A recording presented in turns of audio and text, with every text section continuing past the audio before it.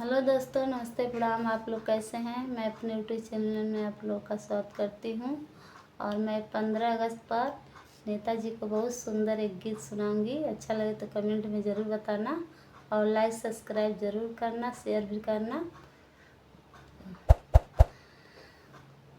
हमरे नेता लोगिन देशवा के कई दिहला कंगाल। हमरे नेता लोगिन अपने ता खाला नेता पूरी मिठाई हो।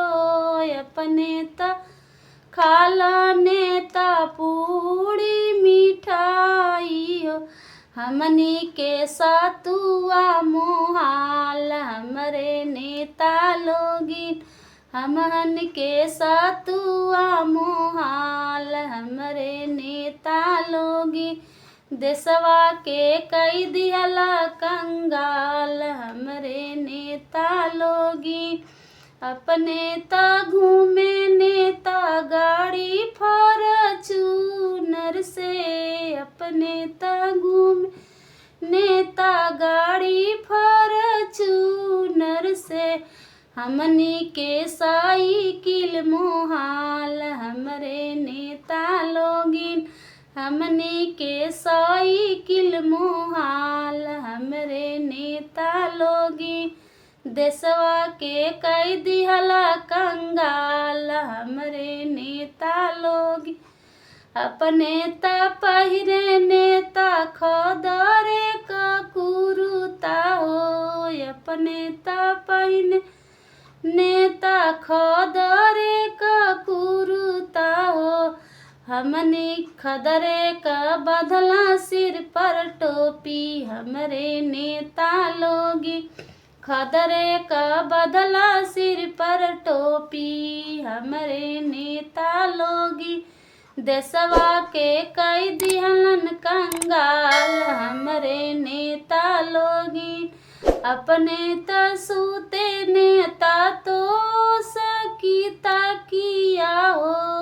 अपने ता सूते नेता तो सकीता किया हो। हमने के झीलिंगा मोहाल। हमरे नेता लोगी देशवा के कई दिहला कंगाल। हमरे नेता लोगी देशवा के कई दिहला कंगाल। हमरे नेता लोगी अपने ता पहिने नेता सूट और बूट हो। अपने ता पहिने नेता सूट और बूट हो। हमनी के चप्पल मोहाल। हमरे नेता लोगिन हमनी के चप्पल मोहाल। हमरे नेता लोगिन देशवा के कई दिहला कंगाल। हमरे नेता लोगिन देशवा के कई दिहला कंगाल। हमरे नेता लोग।